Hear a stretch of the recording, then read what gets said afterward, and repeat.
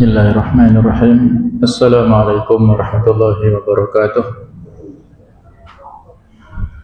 Alhamdulillah. Alhamdulillahilladzi hadana li hadza wa ma kunna linahtadiya laula an hadana Allah. Asyhadu an la ilaha illallah wahdahu la syarika lah wa asyhadu anna Muhammadan abduhu wa rasuluh la nabiyya ba'dah. Allahumma salli wa sallim ala habibina wa qudwatina wa maulana Muhammad wa ala alihi wa sahbihi wa man sara ala nahjihi wa ta'bi da'watihi ila yaumil qiyamah. Allahumma la sahla illa ma ja'altahu sahla wa anta taj'alul hasana idza syi'ta sahla. Allahumma anfa'na bima 'allamtana wa 'allimna ma yanfa'una wa zidna 'ilma. Rabbi syrah li sadri wa yassir li amri wahlul 'uqdatam min lisani yafqahu qawli. Amma ba'd. Para jamaah hadirin hadirat rahimakumullah. Karena ini pertemuan pertama setelah Ramadan, saya menyampaikan taqabbalallahu minna wa minkum shalihal a'mal. Mudah-mudahan Allah Ta'ala menerima amal-amal baik kita selama bulan Ramadan. Wa kullu amin wa antum bi khair. Mudah-mudahan sepanjang tahun kita semuanya selalu dalam kebaikan. Wa ja'alana minal a'idin wal faizin. Dan mudah-mudahan Allah menjadikan kita semua termasuk di antara hamba-hamba Allah yang kembali kepada fitrah dan mendapatkan kesuksesan dunia akhirat. Amin ya rabbal alamin. Dan secara pribadi saya menyampaikan permohonan maaf yang sebesar-besarnya apabila dalam berinteraksi selama ini ada kekhilafan, kesalahan yang tidak disengaja baik secara lisan ataupun perilaku. Hadirin rahimakumullah, mari kita lanjutkan kajian dari kitab At-Tafsir Al-Munir karangan Profesor Dr. Wahba Az-Zuhaili. Kita sampai pada Surah An-Nisa ayat 80 sampai 82 yang berjudul taat kepada Rasul berarti taat kepada Allah Subhanahu wa Ta'ala, dan perintah untuk mentadaburi ataupun menghayati Al-Quran yang merupakan wahyu Allah Subhanahu wa Ta'ala. A'udzu billahi minasy syaithanir rajim. Bismillahirrahmanirrahim. Man yuti'ir rasul faqad ata'a Allah wa man tawalla fama arsalnaka 'alaihim hafizha. وَيَقُولُونَ طَاعَةٌ فَإِذَا بَرَزُوا مِنْ عِنْدِكَ بَيَّتَ طَائِفَةٌ مِّنْهُمْ غَيْرَ الَّذِي تَقُولُ وَاللَّهُ يَكْتُبُ مَا يُبَيِّتُونَ فَأَعْرِضْ عَنْهُمْ وَتَوَكَّلْ عَلَى اللَّهِ وَكَفَى بِاللَّهِ وَكِيلًا. أفلا يتدبرون القرآن ولو كان من عند غير الله لوجدوا فيه اختلافا كثيرا. من يطيع الرسول, siapa yang menaati Rasul Muhammad sallallahu alaihi wasallam, faqad atau Allah, maka sungguh dia telah mentaati Allah Subhanahu wa Ta'ala. Wa man tawalla, dan barang siapa yang berpaling, yang tidak mau taat kepada Rasulullah, fama arsalnaka 'alaihim hafizha, maka kami tidak mengutus engkau wahai Nabi Muhammad sebagai pemelihara mereka, ya, penjaga mereka ataupun yang bertanggung jawab kepada mereka. Rasulullah tidak bertugas untuk itu. Wa yaquluna, dan mereka orang-orang munafik itu berkata, ta'ah, kewajiban kami hanyalah taat. fa idza barazu min 'indika, maka apabila mereka telah pergi darimu wahai Nabi Muhammad, bayyata ta'ifatum minhum, maka sebagian mereka mengatur siasat pada malam hari, artinya adalah mengambil keputusan ghairal ladzi taqul, berbeda dari yang telah mereka katakan. Wallahu yaktubu ma yubayyitun, dan Allah mencatat siasat yang mereka atur pada malam hari itu. Fa'arid anhum, maka berpalinglah dari mereka. Wa tawakkal 'ala Allah, dan bertawakal kepada Allah lah. Wa kafa billahi wakila, dan cukuplah Allah sebagai pelindung. Afala yatadabbaruna al-Qur'an, tidakkah mereka menadaburi Al-Qur'an, menghayati Al-Qur'an, walau kana min 'indi ghairillah, dan seandainya Al-Qur'an itu tidak datang dari sisi Allah, lawajadu fihi ikhtilafan katsira, tentulah mereka menemukan banyak pertentangan di dalamnya. Sehingga mafhum mukhalafahnya atau logika berbaliknya adalah karena Al-Quran datang dari Allah Ta'ala, maka tidak terdapat di dalamnya pertentangan. Nanti akan kita sebutkan ya apa yang dimaksud dengan pertentangan atau perbedaan di sini. Jamaah sekalian rahimakumullah, ini adalah sababun nuzul atau latar belakang turunnya ayat ini. Muqatil meriwayatkan bahwa Nabi Muhammad SAW bersabda, "Man ahabbani faqad ahabballah." Barang siapa mencintaiku berarti dia mencintai Allah. Wa man ata'ani faqad ata Allah, dan barang siapa taat kepadaku maka dia taat kepada Allah.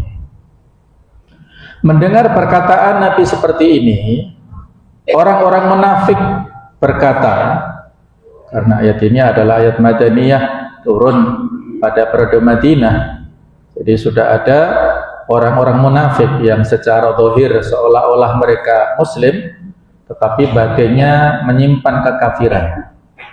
Mereka berkata, memberikan komentar, tidakkah kalian mendengar apa yang dikatakan laki-laki itu? Dia telah mendekati kemusyrikan. Dia melarang kita menyembah selain Allah, namun dia mengharapkan kita untuk menganggapnya sebagai Tuhan, sama seperti yang dilakukan oleh orang-orang Nasrani terhadap Isa. Inilah perkataan keji, fitnah, tuduhan keji yang disampaikan oleh orang-orang munafik yang mempelintir. Apa yang dikatakan Rasul ini dipelintir, diprovokasi, diplesetkan dan disampaikan ulang dengan maksud supaya orang-orang benci kepada Nabi Muhammad SAW. Maka Allah menurunkan ayat ini sebagai bantahan terhadap apa yang dikatakan oleh orang-orang munafik, bahwa siapa yang mentaati Rasul sama saja dia adalah taat kepada Allah Subhanahu wa ta'ala. Berikutnya tentang munasabah atau keserasian ayat ini dengan ayat-ayat sebelumnya. Rangkaian ayat ini menekankan kembali perintah yang terdapat pada ayat-ayat sebelumnya, yaitu perintah supaya taat kepada Allah dan Rasulnya, khususnya di An-Nisa ayat ke-59, ya ayyuhalladzina amanu atiullaha wa atiur rasul wa ulil amri minkum. Ayat ini juga menjelaskan bahwa amal ketaatan kepada Rasulullah akhirnya juga akan sampai kepada Allah. Selain itu, ayat ini juga membongkar tipu muslihat orang-orang munafik. Jadi taat kepada Rasulullah sama dengan taat kepada Allah. Mencintai Allah konsekuensinya harus mencintai Rasulullah. Itu satu paket ya. Sehingga dua kalimat syahadat ini tidak bisa terpisahkan. Asyhadu an la ilaha illallah wahdahu la syarikalah wa asyhadu anna Muhammadan abduhu wa rasuluh, ini satu paket, tidak bisa terpisahkan antara syahadat tauhid dan syahadat risalah. Ketika kita mentauhidkan Allah Ta'ala dalam bentuk syahadat tauhid, meyakini dengan sepenuhnya tidak ada sesembahan, tidak ada ilah yang patut disembah kecuali Allah Ta'ala, maka konsekuensinya harus meyakini dan bersyahadat risalah, meyakini bahwa Rasul adalah manusia dan utusan Allah. Karena kita tidak bisa beribadah kepada Allah dengan benar, kita tidak bisa mentauhidkan Allah secara tepat kecuali berdasarkan petunjuk yang telah disampaikan oleh Rasulullah SAW. Tidak boleh dengan ijtihad pribadi.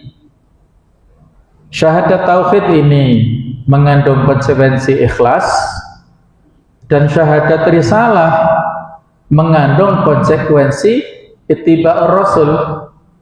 Dua hal itulah yang menjadi syarat terkabulnya ibadah kita, ikhlas dan mengikuti petunjuk Rasul.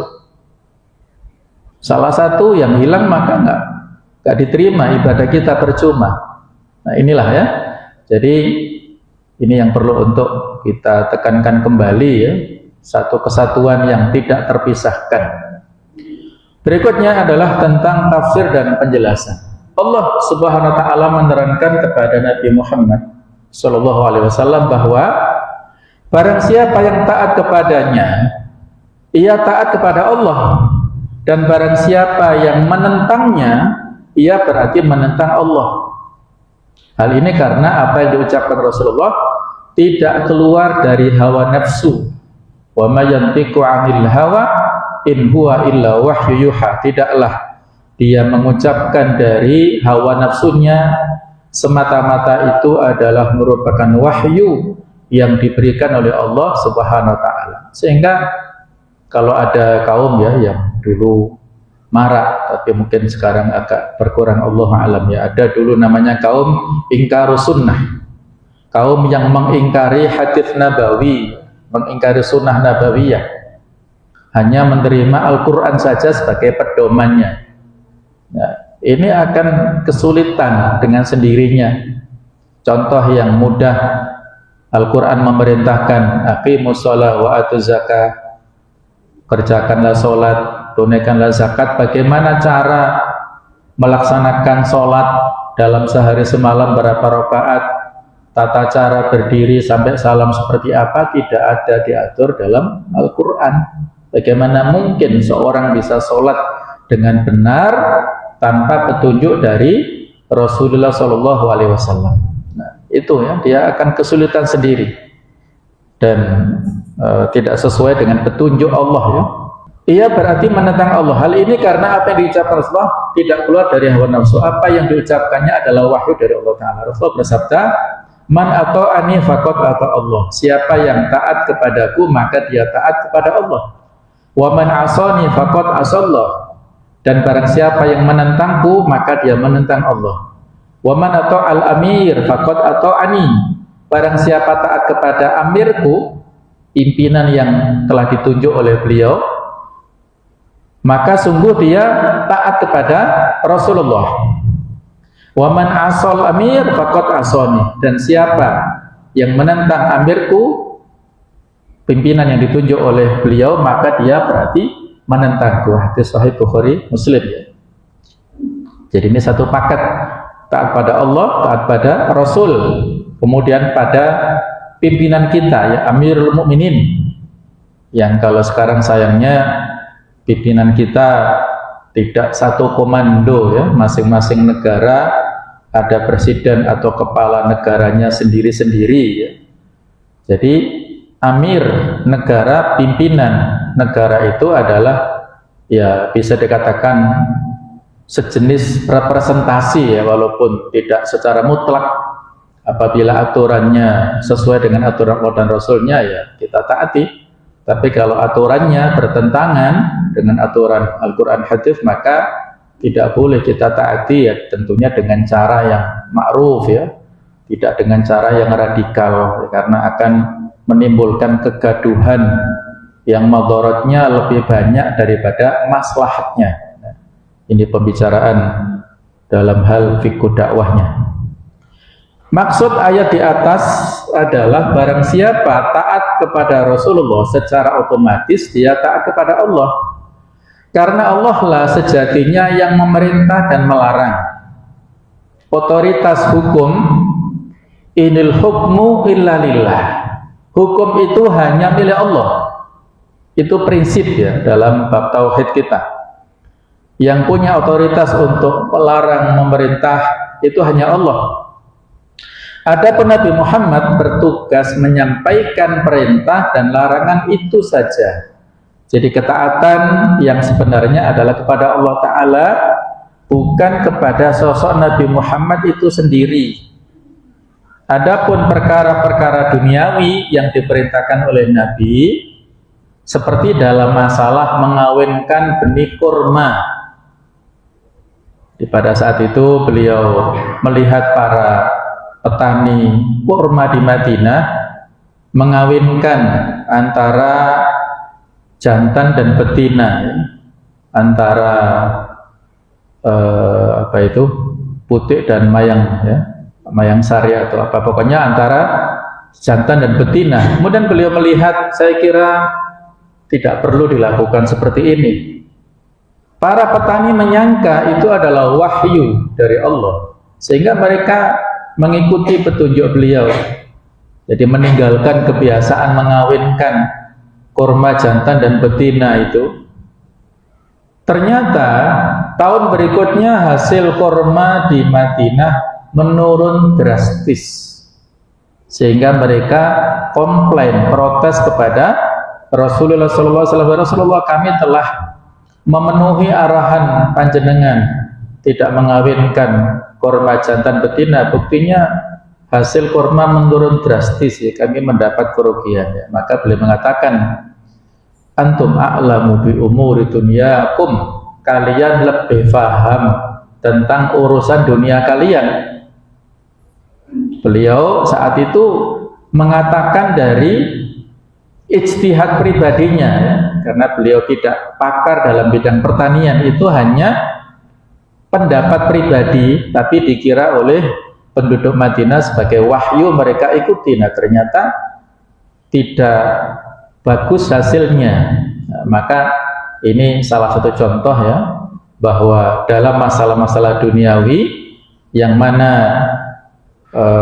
kita lebih tahu, lebih detail ya, selama tidak ada larangannya ya, ini masuk dalam bab muamalah kaidahnya. Dalam masalah muamalah apapun, apakah bisnis, perdagangan, ataukah pertanian, peternakan, selama tidak ada larangannya, maka hukum asalnya boleh, silahkan.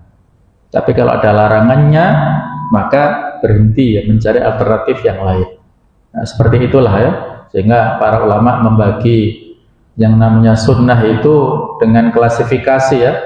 Ada sunnah yang muttaba'ah, sunnah yang harus diikuti ya, bagaimana petunjuk beliau dalam hal ibadah dan juga dalam bab akidah, bagaimana hablum minallah, kita harus mengikuti petunjuk beliau.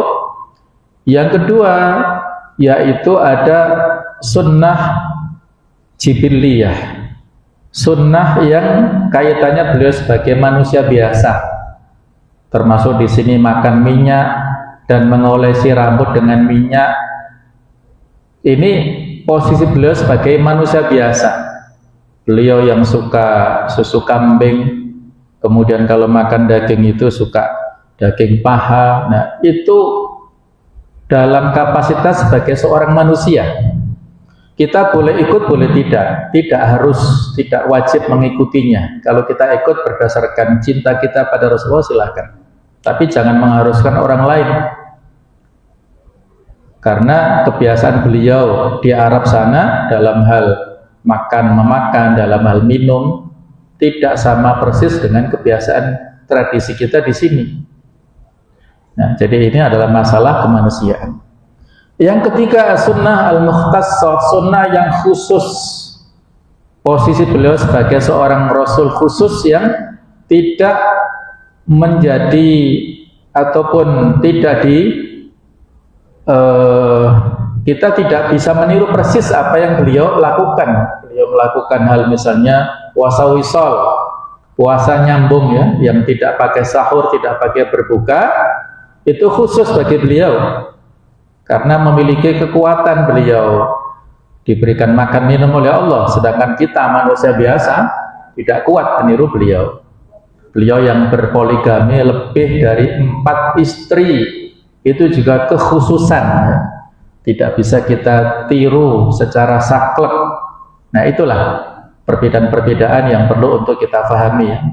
Juga menimbang gandum ketika menumbuk dan membuatnya menjadi roti hanyalah ijtihad Rasul yang tidak selalu harus diikuti. Nah, ini pembahasan dalam bab masalah hadis, pemahaman kepada hadis.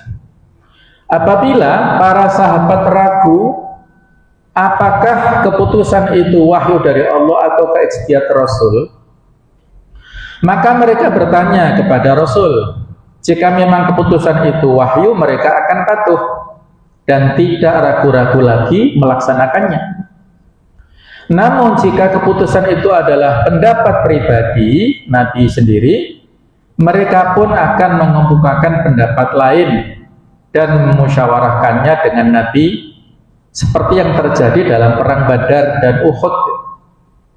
Pada saat menentukan posisi pasukan kaum muslimin di perang Badar, awalnya itu tidak strategis ya. Maka ada seorang sahabat yang ahli dalam bidang peperangan bertanya, Rasulullah, apakah posisi ini wahyu dari Allah ataukah strategi perang? Kata beliau, ini strategi perang. Maka sahabat ini mengusulkan supaya berpindah posisi mendekati sumber air supaya bisa bertahan dalam waktu yang lama, tidak kehausan ya, dekat dengan sumber air supaya musuh kehausan ya, tidak mendapatkan akses air.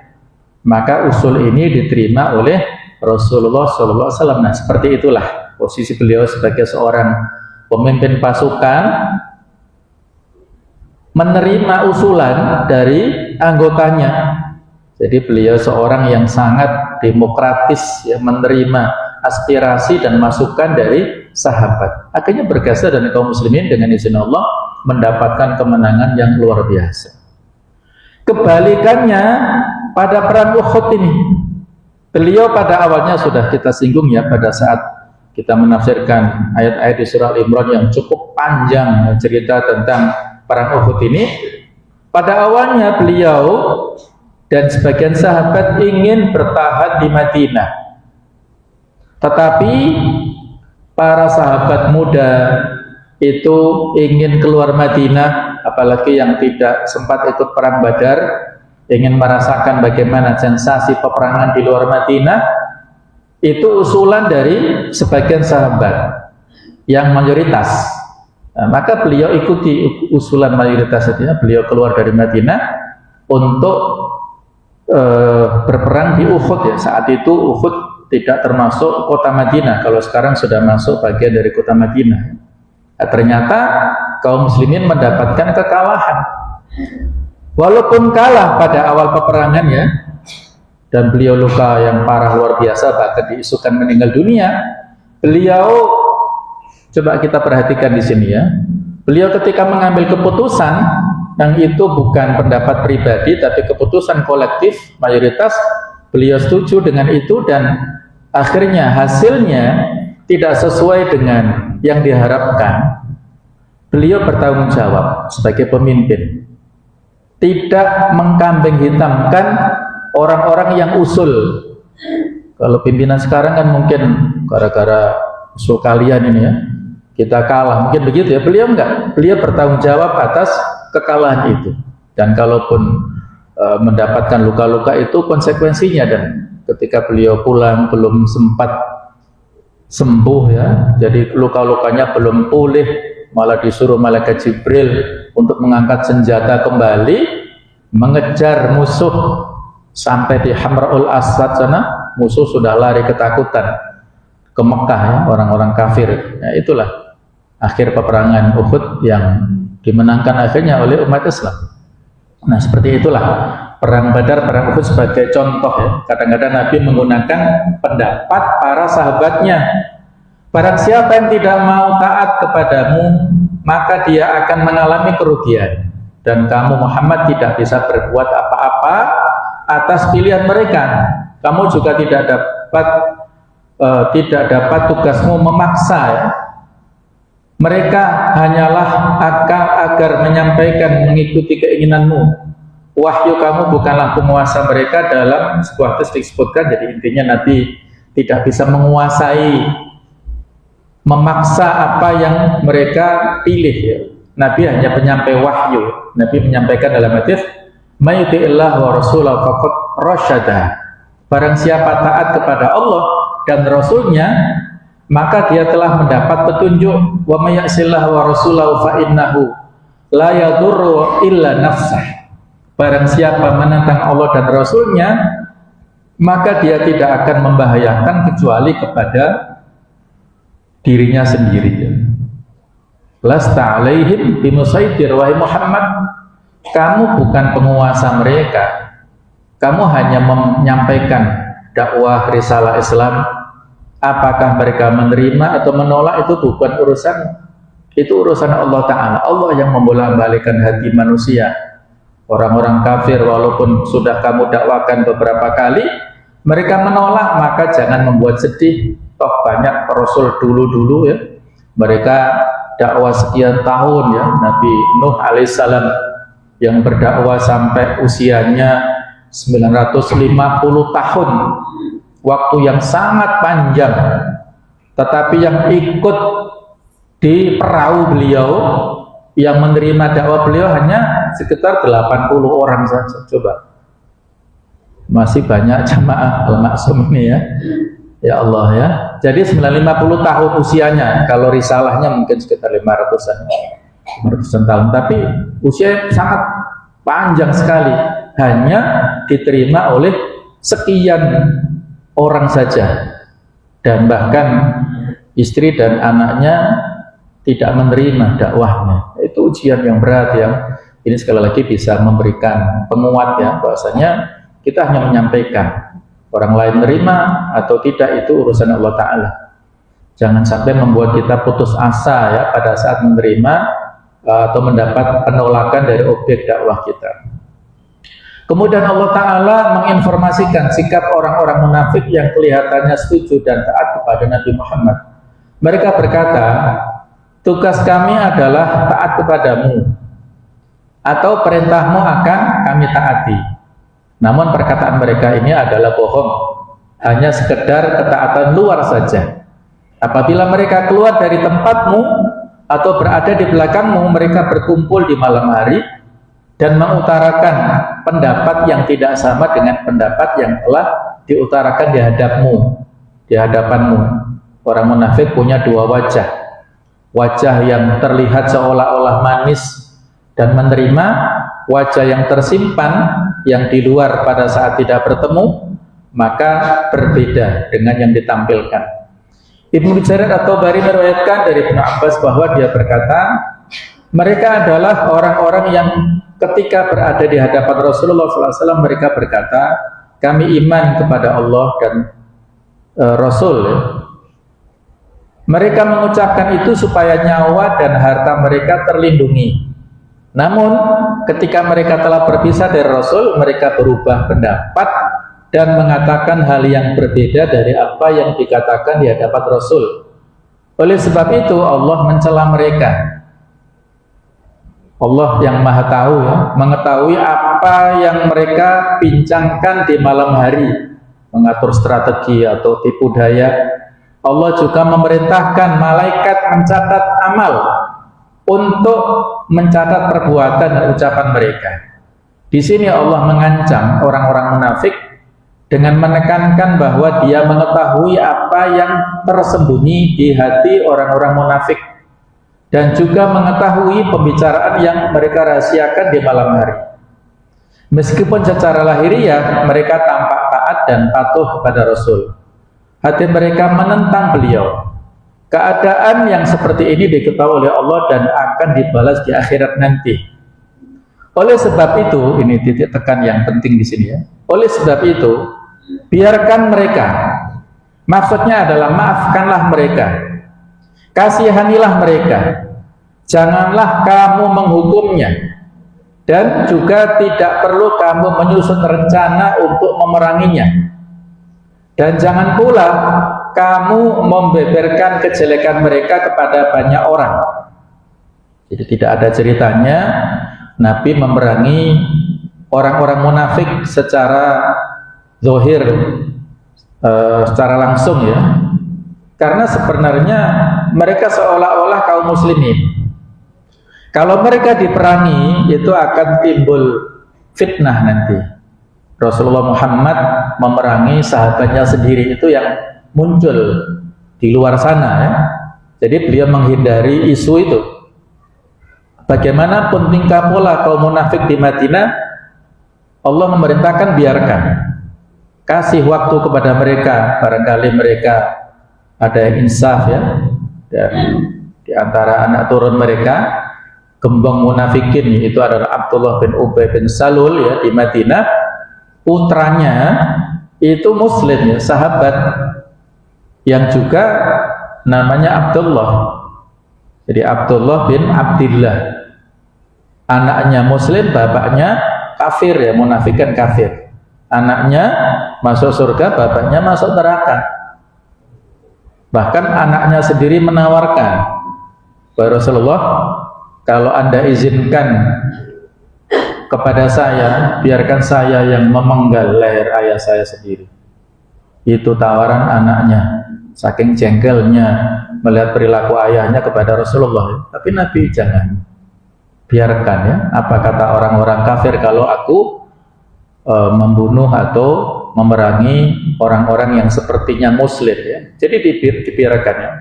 Dan jangan pula kamu membeberkan kejelekan mereka ke banyak orang. Bertawakallah kepada Allah dan pasrahkanlah urusan mereka kepadanya. Percayalah kepada Allah setiap kali kamu mengurus sesuatu. Cukuplah Allah yang menangani kejelekan mereka, dan cukuplah Allah sebagai penolong orang yang pasrah kepadanya. Bahkan kepada perilaku-perilaku mereka yang memprovokasi kaum muslimin ya, ada dua contoh yang bisa kita ambil pelajaran ya.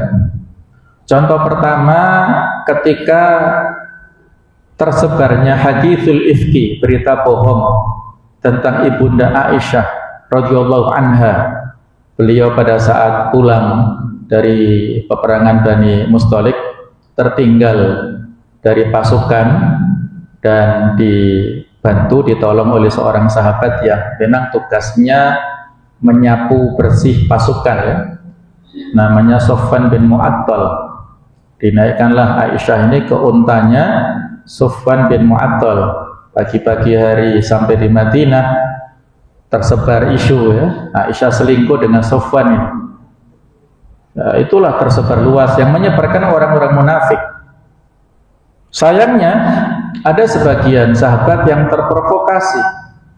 Akhir cerita, ketika Allah membersihkan namanya Aisyah dengan diturunkannya surah An-Nur ya, mulai ayat 12 dan seterusnya, itu pembersihan nama Aisyah, beliau sama sekali tidak bersalah. Maka saat itulah Rasulullah memberikan hukum qadhf kepada 3 orang sahabat yang ikut menyebarkan berita bohong.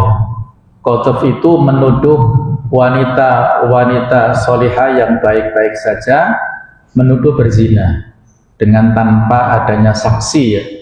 Itu hukumannya berat. Hukum qadhf itu 80 kali cambukan. Walladzina yarmunal muhsanat tsumma lam ya'tu bi arba'ati syuhada fajliduhum samanina jaldah. Orang-orang yang menuduh wanita baik-baik berzina tanpa ada 4 orang saksi, maka deralah, cambuklah mereka dengan 80 kali cambukan. Yang dicambuk saat itu 3 orang. Yang pertama Mistah bin Utsasah yang merupakan keponakannya Abu Bakar sendiri, yang dikasih bantuan hidup bulanan oleh Abu Bakar, tapi justru menuduh Aisyah, ya kan, sepupunya sendiri, ya, berpihak kepada orang-orang munafik, tidak membela kehormatan sepupunya. Ini kan naif sekali, ya, sehingga Mistah bin Utsasah ini dicambuk. Yang kedua adalah Hasan bin Thabit, itu juga dicambuk. Yang ketiga adalah Hamnah binti Jahsh, saudarinya Zainab binti Jahsh, Ummul Mukminin, dan termasuk istri daripada Thalhah bin Ubaidillah. 3 orang dicambuk karena menyebarkan berita bohong yang tidak benar. Sedangkan orang-orang munafik yang merupakan pelaku inti itu tidak dihukum oleh Allah atau Rasulnya, dibiarkan. Ini contoh, ya, itu urusan Allah. Mereka tidak dihukum dunia, tapi dihukum di neraka nanti. Itu urusan Allah. Ini contoh pertama. Contoh kedua, yaitu pada saat perang Tabuk, ketika sebagian sahabat yang tidak ikut berangkat tanpa ada udzur, ada 3 orang sahabat yang tidak ada alasan, tidak ada udzur, tidak ikut perang Tabuk yang diabadikan di surah At-Taubah. Sahabat pertama adalah Ka'ab bin Malik, ini masih muda. Sahabat kedua Hilal bin Umayyah, sudah tua. Yang ketiga Murarah bin Rabi'ah, juga sudah tua. Mereka ini dihukum ketika kaum muslimin pulang dari perang Tabuk. Mereka dihukum apa? Diisolasi, tidak boleh diajak bicara oleh siapapun, bahkan oleh istrinya masing-masing. Kalau Ka'ab masih bujangan, ya, jadi masih keluar ke sana kemari. Nanti bisa kita baca secara panjang lebar hadisnya di kitab Taubat, di hadis Riyadhus Shalihin, ya. Panjang sekali. Bahkan ketika kondisi terpuruk seperti itu, Ka'ab bin Malik menerima tawaran surat dari Raja Ghassan supaya ikut bergabung di sana, bahkan ditawari posisi sebagai pejabat. Coba dibayangkan, kita bayangkan kondisi diisolasi oleh kaum muslimin, waktunya bukan 1-2 hari, tapi 50 hari tidak diajak bicara oleh siapapun. Sumpah rasanya, kemanapun nggak ada yang menyapa. Kondisi terpuruk itu dialami oleh Ka'ab bin Malik, menerima tawaran menjadi pejabat di Ghassan sana.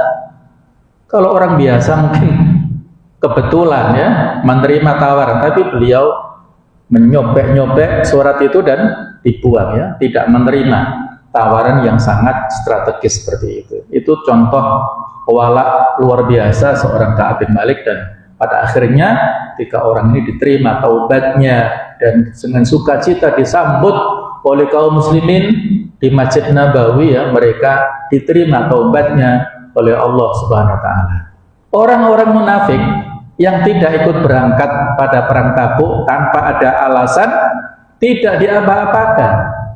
Mereka pura-pura membuat kemah di luar Madinah, tapi nggak ikut berangkat ke medan Tabuk. Mereka nggak dikasih sanksi sama sekali. Itu urusan Allah Ta'ala. Nah, ini contoh, ya, Allah Ta'ala nanti yang akan mengurus urusan mereka.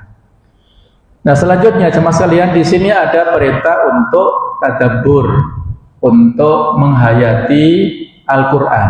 Allah menyuruh mereka mentadabburi Al-Quran, memahami maknanya yang penuh hikmah dan juga ketinggian bahasanya. Allah juga menegaskan bahwa dalam Al-Quran tidak ada pertentangan, kesemrawutan, karena Al-Quran diturunkan oleh Allah yang maha bijaksana dan maha terpuji.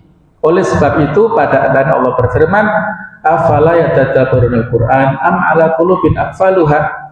Jadi setelah diterangkan yang demikian, maka apakah mereka sengaja tidak berusaha memahami serta memikirkan Al-Quran, atau telah ada di atas hati mereka itu kunci penutup yang menghalanginya daripada menerima ajaran Al-Quran.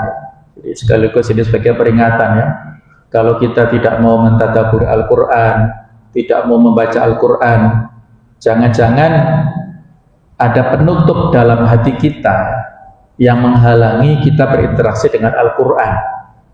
Ini hukuman yang luar biasa beratnya.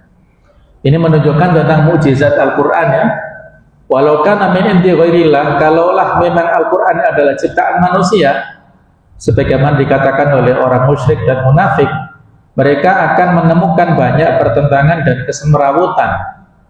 Kenyataannya dalam Al-Quran tidak ada pertentangan, sehingga ia memang benar-benar wahyu dari Allah. Pertentangan yang dimaksud adalah pertentangan dalam hal susunan dan makna ya, dalam hal bahasa.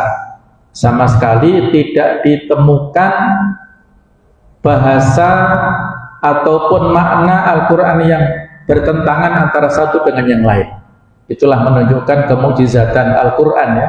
Susunan urutan Al-Quran sungguh sangat indah dan menakjubkan, meskipun asalnya diturunkan sedikit demi sedikit pada berbagai kejadian dan dalam rentang waktu 23 tahun, namun susunannya sungguh mengagumkan. Hal ini karena setiap kali Rasulullah menerima satu ayat atau beberapa ayat atau suatu surah, beliau memerintahkan supaya ayat yang turun tersebut diletakkan pada tempatnya di surah tertentu. Beliau sangat hafal dengan urutan Al-Quran dan tidak pernah lepas dari ingatannya, sebagaimana firman Allah, sanuqri'uka fala tansa, wahai Muhammad, kami akan membacakan Al-Quran kepadamu sehingga engkau tidak akan lupa. Jadi ayat-ayat itu susunannya, baik itu ayat ataupun surat itu tauqifiyah, artinya tidak boleh kita, tidak ada unsur ijtihad pribadi Rasul, itu adalah wahyu dari Allah lewat malaikat Jibril disampaikan kepada Rasulullah. Tidak boleh diacak-acak ya, tidak ada pendapat pribadi Rasul, itu adalah perintah dari Allah Ta'ala. Semua bentuk pertentangan dan perbedaan yang mungkin terjadi ini tidak kita temukan dalam Al-Quran. Ini menunjukkan bahwa Al-Quran adalah kalam Allah yang tidak ada kebatilan di dalamnya. Keindahan dan kefasihan bahasa Al-Quran telah mengalahkan para sastrawan dan para pakar bahasa. Al-Quran sanggup menggambarkan satu perkara dengan begitu sempurna dan tanpa kekurangan ataupun pertentangan. Dalam Al-Quran banyak sekali kandungan ya, di sana ada kisah-kisah yang terjadi pada kaum masa lalu. Kemudian juga Al-Quran mampu menggambarkan keadaan masanya, kondisi tubuh dan hati dengan ungkapan-ungkapan yang menunjukkan dan tidak ada lisan yang mampu menandinginya. Al-Quran bicara tentang embriologi ya, tentang masa pertumbuhan manusia dari sperma sampai menjadi manusia. Itu tidak mungkin disampaikan oleh Nabi pribadi, itu adalah wahyu dari Allah pencipta manusia, sehingga banyak menjadikan para dokter yang ahli dalam bidang itu masuk Al-Quran, masuk Islam ya, karena tidak mungkin manusia pada zaman itu dan ilmu pengetahuan belum sampai pada saat itu. Al-Quran juga menceritakan sebagian kejadian di masa datang dan memang kejadian itu benar-benar terjadi. Al-Quran meletakkan dasar-dasar akidah dan syariah. Kemudian Al-Quran juga menyinggung masalah politik dan pemerintahan yang belum dibahas pada masa sebelumnya. Al-Quran juga menerangkan teori-teori dan konsep-konsep filsafat yang baru ditemukan oleh manusia setelah mereka melewati perjalanan secara panjang yang menggunakan akal pikiran untuk mengambil hikmah dari sekian banyak kejadian di alam raya ini.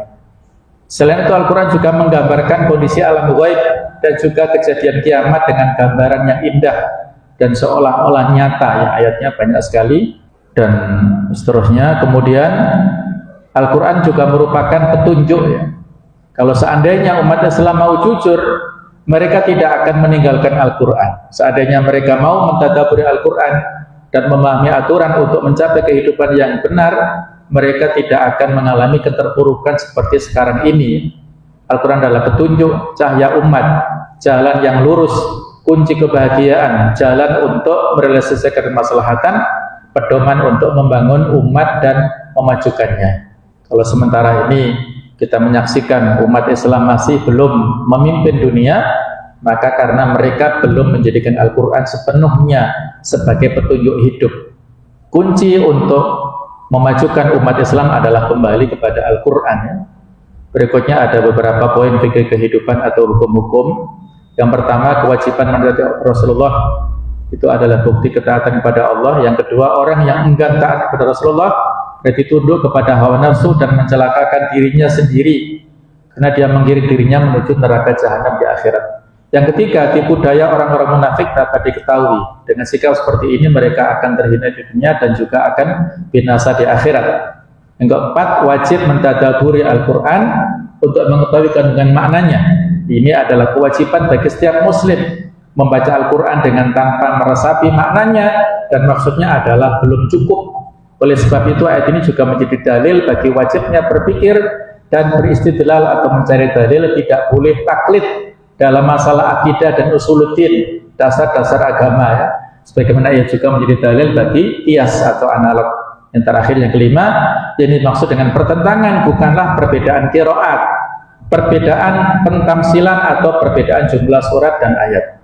Yang dimaksud adalah pertentangan dan keterpautan, tingkatan dalam masalah ijaz, keindahan dan susunan bahasa, pertentangan dalam masalah makna dan pokok pikiran, pertentangan dalam masalah pemberitaan dan informasi, dan juga pertentangan dalam masalah dasar-dasar sistem kehidupan yang diajarkan. Jadi tidak ada pertentangan di isi atau maknanya. Kalaupun ada qiraah yang berbeda itu hal yang biasa ya, karena masing-masing kabilah itu lahja dalam dialeknya itu berbeda-beda. Demikianlah yang bisa kita bahas pada kesempatan ini. Semoga menambah pemahaman kita terhadap ayat-ayat Al-Quran dan memberikan atau menjadikan kita lebih cinta, lebih dekat kepada Al-Quran, yang dengan itulah mudah-mudahan kita semuanya termasuk di antara Ahlul Quran yang dicintai oleh Allah Ta'ala. Barakallahu fikum. Mohon maaf kalau ada kekhilafan. Subhanakallahumma bihamdik, asyhadu an la ilaha illa anta astaghfiruka wa atubu ilaik. Wassalamualaikum warahmatullahi wabarakatuh.